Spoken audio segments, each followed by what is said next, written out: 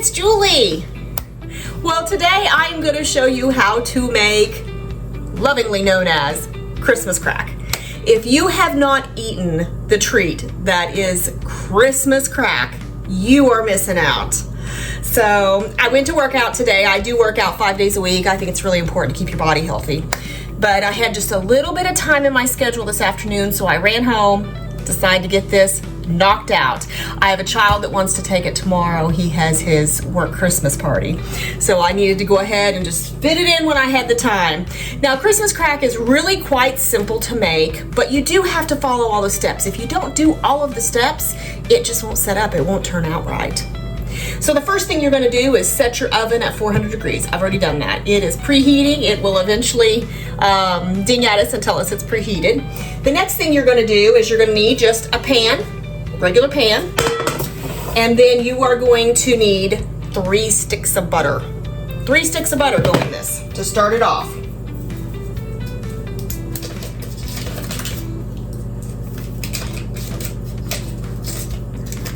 I guess while I'm putting the butter in, I could tell you a little bit about my channel. You know, I'm relatively new at this YouTube thing. I'm not perfect. I'm just a regular person doing videos, sharing recipes that we like. But I would love it if you would subscribe. It would help me greatly. I intend to just share, you know, a video a week of what we enjoy cooking. So far, it's all been sweets. I may branch out and do real food.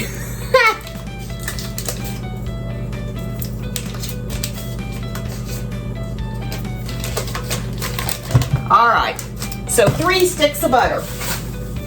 Then we are going to put in 1.5 cups of brown sugar. Now I went ahead and pre-measured it to save time. All right, then we are going to just put it on heat. Now this is like anything else. We're making caramel, basically is what we're making.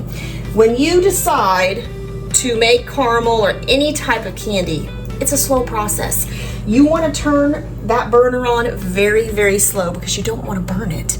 So it's got to heat very, very slowly. So I'm going to use my spatula today, no fork. For those who don't know what I'm talking about, I cooked once with a fork and it made a terrible noise. So I'm going to use the spatula. Now, while this is starting to cook, let me bring over the pan. Okay, we are going to put our caramel on top of crackers on top of this pan. So what you do to start off is just a cookie sheet, and you completely cover every corner with foil. It is very important that your cookie sheet have a lip because you don't want the caramel to spread over the cookie sheet. So once you've got it completely covered with foil, you're going to spray it really well. If you do not spray it with non-stick cooking spray, and I don't care what brand you buy, just cooking spray. If you don't spray it with that cooking spray, that caramel is not coming off the foil. So that caramel is sticky, sticky stuff, and it just will not come off. So be very, very generous with your cooking spray. I definitely don't want to make this and then it be so stuck that I can't get it off. Now, while this is cooking, I'm just going to keep it stirring. Now, once it starts to boil, we've really got to stir constant. But right now, it's just starting to heat up. So then what we're going to do is we are going to take our crackers and we are just going to line them up on the pan.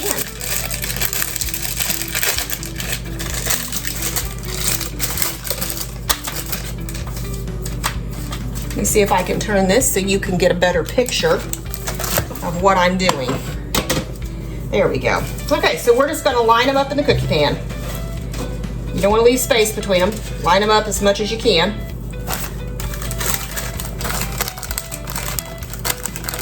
And we are just going to literally cover the entire pan.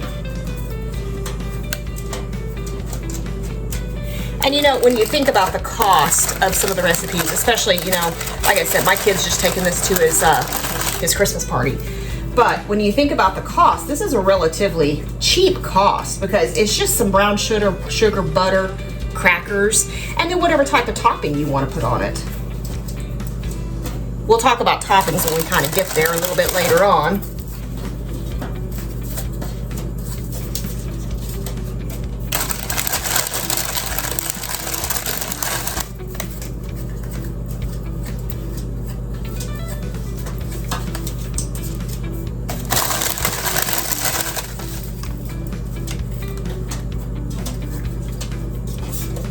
Okay.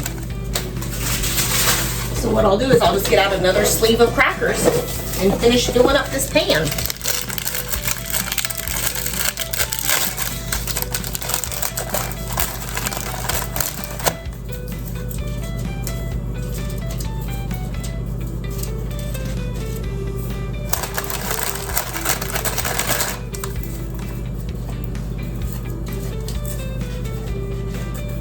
Now, my first experience eating this delight, I was at a Christmas party. I was invited to a women's Christmas party, just women, and what we were doing is we were supposed to bring our five of our favorite things for the year. So people bought different things, you know, some people brought hair clips, some people bought kitchen gadgets, you know, and then we did a little drawing system where we all, but the thing was you got to take home 5 of somebody else's favorite thing for the year. And it was really quite fun. But this was one of the desserts that someone brought, and it was good. I kept going back and eating more and more, and I really shouldn't have, but I could not stay out of it. And then I had to figure out, how do you make that? Because it's so good. All right, so our pan is ready. Now, it's really important that your pan is completely ready, because when this actually boils, it comes out really hot and it needs to be poured directly on. If you don't pour it directly on there, then it sets up, it'll get harder and harder to pour, because not only do you pour it on there, then you kind of spread it out. So you needed to do it when it's piping hot. So it's really important that that pan be ready. The crackers are ready for the caramel.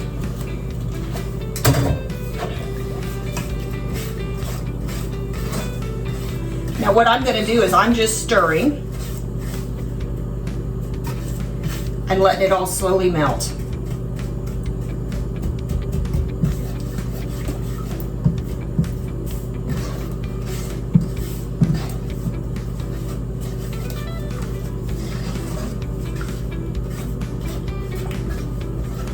All right, let me show you what it looks like when it begins to boil, and then we will go from there. Okay, now here is the top of the pan. As you can see, it's starting to bubble on the outside, but we need a rolling boil. So we need it to be bubbling in the very center. And you can see it's starting to bubble in the center. Now, it's really important at this point that you continue to stir. It's also really important that you have, because this is extremely hot, because you're basically making caramel, you're making a candy. So it's really important that you have a long-handled spatula to stir with, because it's pretty warm. Okay, you can see it's starting to get foamy. Okay, at the point it's bubbling in the center, it's starting to get foamy. That is a rolling boil. We need to turn on our timer. We are going to cook this for 3 minutes.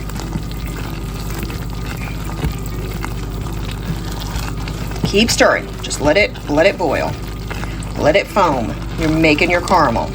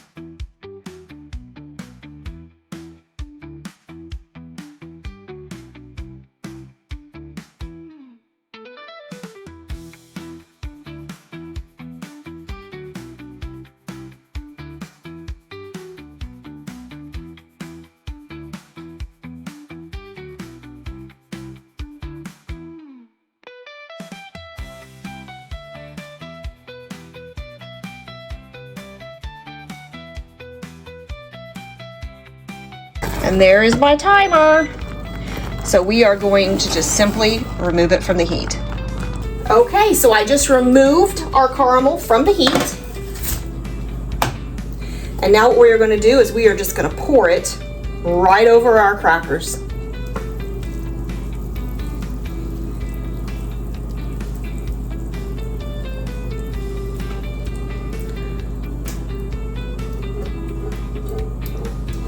Ooh, look at all that yummy goodness. That is going to be good. Okay, now this starts setting up pretty fast, so we just want to drag it. We want every single cracker to be covered.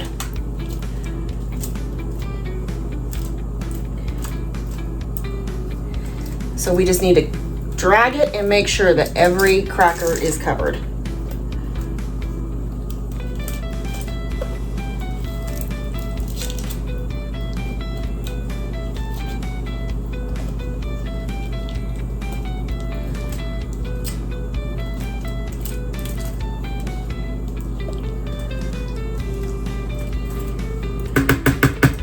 Okay, now I'm going to keep my spatula. Tell you what, I'm just going to set down this bowl so we don't get stuff everywhere. Now what we're going to do is we are going to put this in the oven and we are going to bake it for 5 minutes. It's very important. We set the timer, only 5 minutes.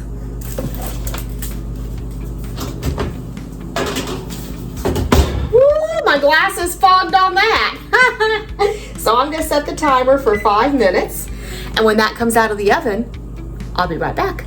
Okay, I just pulled our bubbling caramel crackers out of the oven. Now, this is the part that is really hard for me to do. We are going to put our chocolate chip, you know, you can use milk chocolate, semi-sweet, doesn't matter, whatever kind you want. But we're going to put our chocolate chips directly on this, and it's really hard to be patient and let them melt. Because this heat is going to melt these. So what we're going to do is we're just going to sprinkle them on. Now I have pre-measured. I think that makes the videos a little quicker, but I pre-measured 2 cups. Now I just want to cut, I don't want to completely cover, I just want to kind of get good coverage. So I don't know if I'll use all 2 cups. We might, we'll see. Let me see how it goes.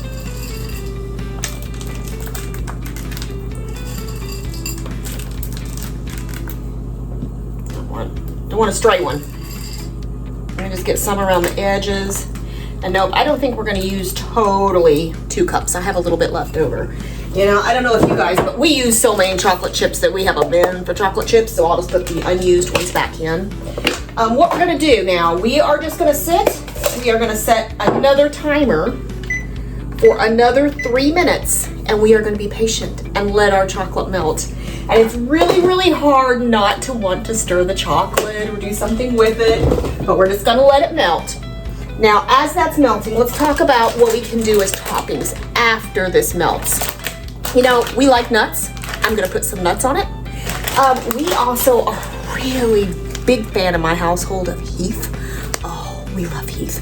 So I went down to the store and they had it on sale for $2.99. So I bought 3 bags for Christmas because I know we like Heath and we kind of put Heath on anything. But I refuse to buy it when it's, you know, $5 a bag. But $2.99, I thought, I'm gonna buy 3 bags. So we're gonna have some Heath to put on here today. But you can put anything. I've seen people put peppermint. I mean, anything that you like in your family, you can put on top of this. So, and then for his, you know, co-workers, then I'm gonna put him in these nice little bags, you know, once it's hard and set up, you know, and then he can take it to his Christmas party.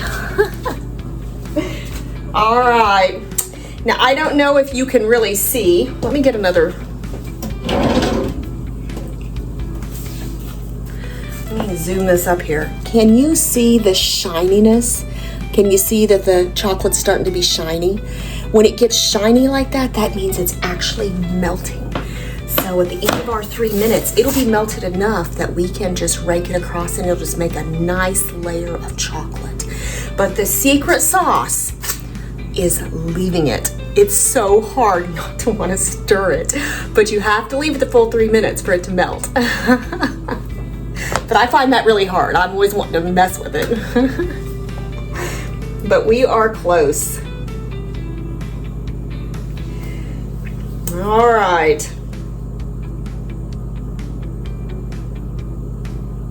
One more minute. We are so close. And then we're gonna have the fun of putting the toppings on.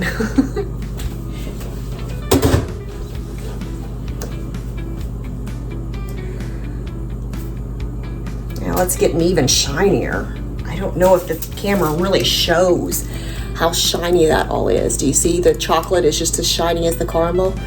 That's because it's actually melted. All right, I'm gonna give it a go. I'm impatient, I'm gonna give it a go.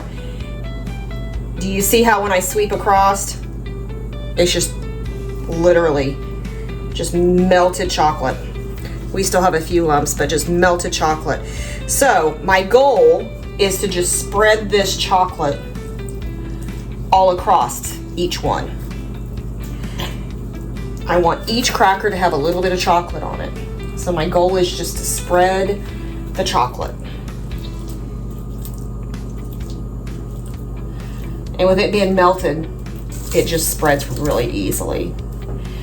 But that is the secret sauce. You have to let it melt. You got to give it that time for it to melt.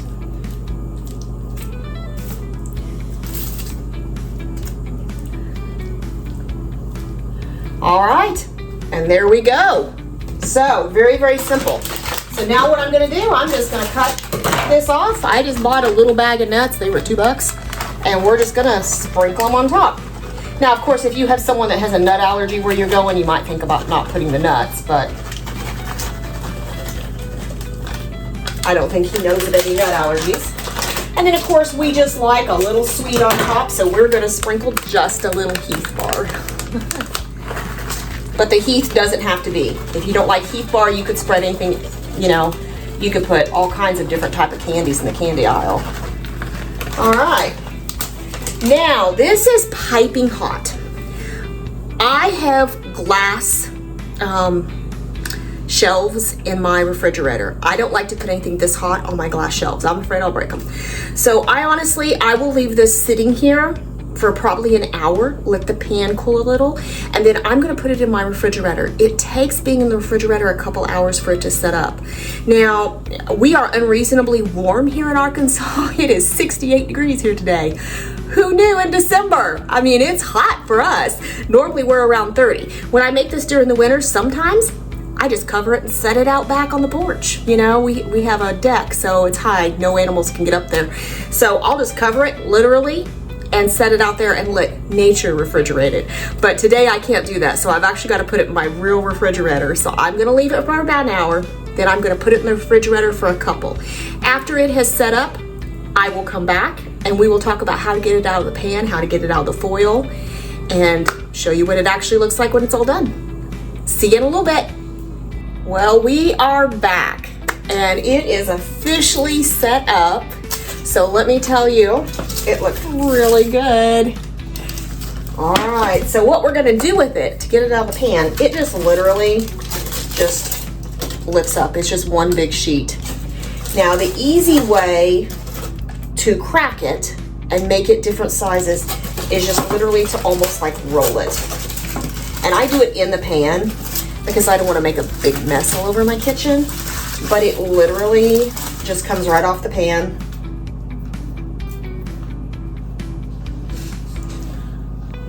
This is what it looks like. Look at that yumminess. It's all set up. All right, so I'm gonna try.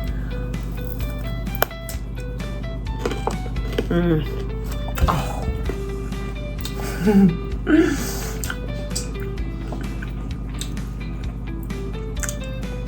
I'm gonna have to put this all in bags or I'm gonna have trouble not eating it.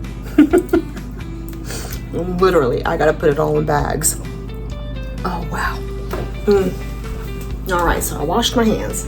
But literally, you are just going to break it into pieces.